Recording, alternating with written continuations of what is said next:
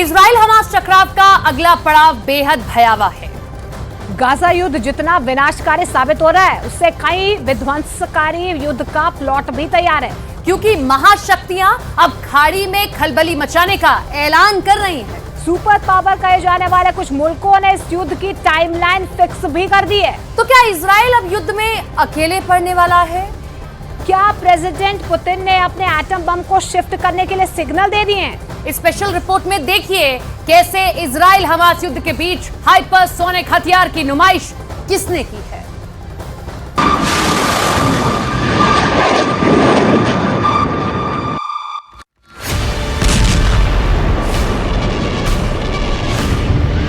Hamas के 7,000 rocket, Israel के 9,000 बम,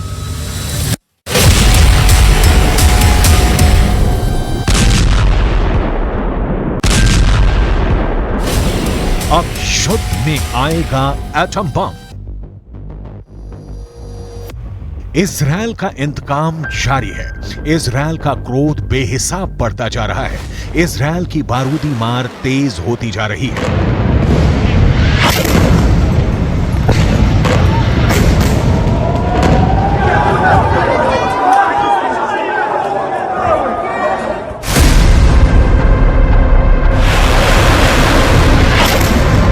यहाँ एक गाड़ी खड़ी थी, उसी पर रॉकेट लॉन्चर से हमास के आतंकियों ने हमला किया और क्या सड़क की स्थिति हो गई है।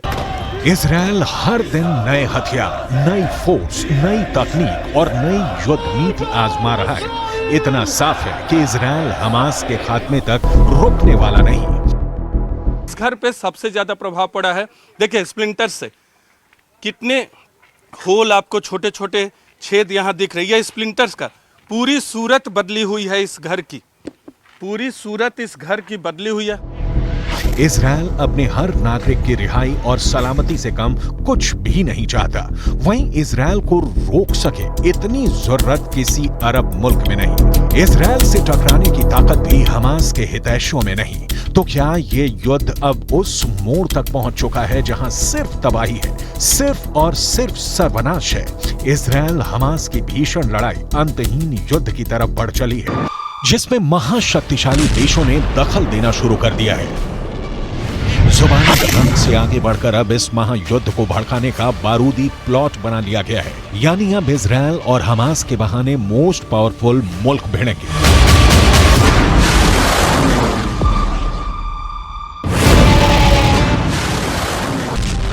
परमाणु हथियारों की टक्कर भी मुमकिन है, क्योंकि अमेरिका के राष्ट्रपति ने आरोप लगाया है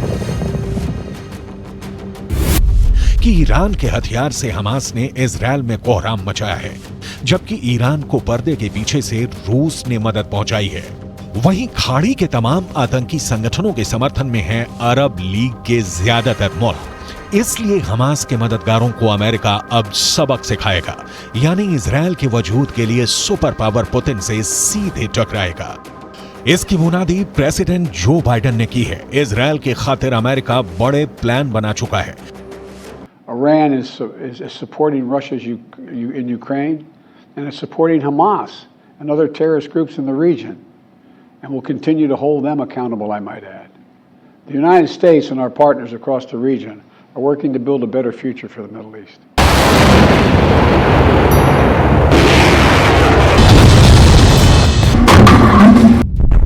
जाहिर है, अमेरिका अगर अटैक को तैयार है तो रूस भी पीछे नहीं।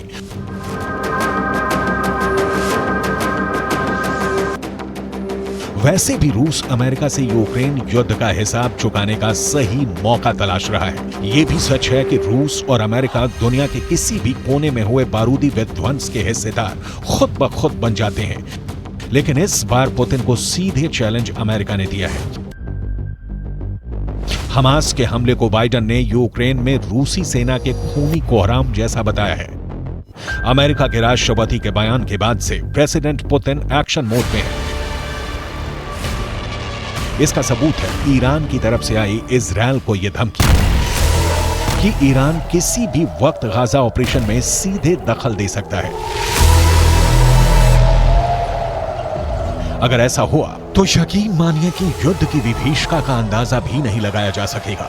वजह क्या है तो ये जानिए। ईरान के पास अरब देशों में सबसे ज्यादा विनाशकारी मिसाइलों का गोदाम है। ईरान के अंडरग्राउंड मिसाइल बेस में हुए विध्वंसक हमलों को दुनिया ने भी देखा है। ईरान ने ये मिसाइल अटैक इराक में अमेरिकी सैन्य अड्डों पर तब किए थे जब Quds force commander Qasem Soleimani को मार दिया गया था। अमेरिका के सैन्य अड्डों को मिसाइल से दहला देने वाले ईरान के पास पूरे इजरायल को धुआं करने की ताकत है। ईरान अगर युद्ध में उतरा तो इजरायल को जिन मिसाइलों से सबसे ज्यादा खतरा है उनकी डिटेल भी देखिए।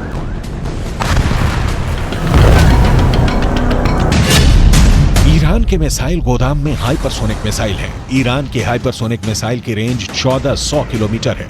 इसे मौजूदा वक्त का कोई भी एंटी डिफेंस सिस्टम नहीं रोक सकता है।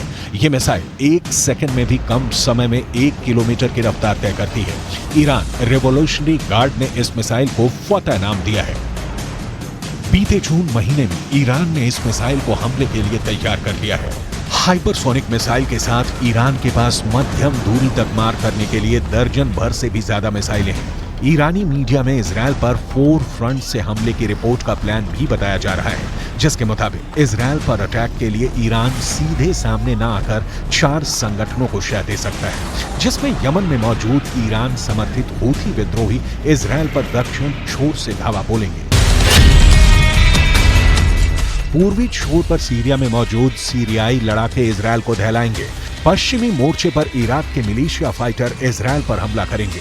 वहीं उत्तरी छोर पर लेबनान के हिजबुल्ला हमास के लिए जंग जारी रखेंगे। इतने से भी बात नहीं बनी तब ईरान फुल फोर्स से युद्ध में रिवॉल्यूशनरी गार्ड को भी झोंकने के फिराक में है। वहीं अमेरिका इसी वक्त के इंतजार में है। अब तक इजरायल को सैन्य हथियारों से मदद पहुंचा रहा अमेरिका सीधे युद्ध में उतरने से कतराएगा नहीं, क्योंकि इजरायल को हर तरह से मदद का ऐलान अमेरिका पहले ही कर चुका है। अमेरिका का युद्ध में आना पुतिन को सीधी चुनौती होगी। रूस यूक्रेन युद्ध का बदला अमेरिका से इस फ्रंट पर लेने को तैयार है। पुतिन आर्मी सीधे तौर पर भले ही इस युद्ध में शरीक ना हो, लेकिन रूस परमाणु हथियारों की शिफ्टिंग का दांव यहां भी आजमाएगा। यूक्रेन युद्ध के वक्त पुतिन ने अपने एटमी हथियारों की बेलारूस में तैनाती कर युद्ध का रुख मोड़ दिया था। अमेरिका की सेंट्रल इंटेलिजेंस एजेंसी ने फरवरी 2023 के अंत में रिपोर्ट दी थी कि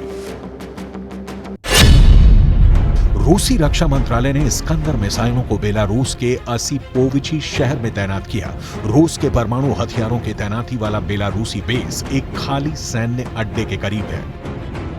बेलारूस में पुतिन की एटमी मिसाइलों की तैनाती के बाद से अमेरिका बैकफुट पर चला गया था। ईरान से पहले भी प्रेसिडेंट पुतिन ने सच्ची दोस्ती निभाई। अमेरिका ईरान के बीच जब जब तनाव बढ़ा, पुतिन का साथ ईरान को मिला।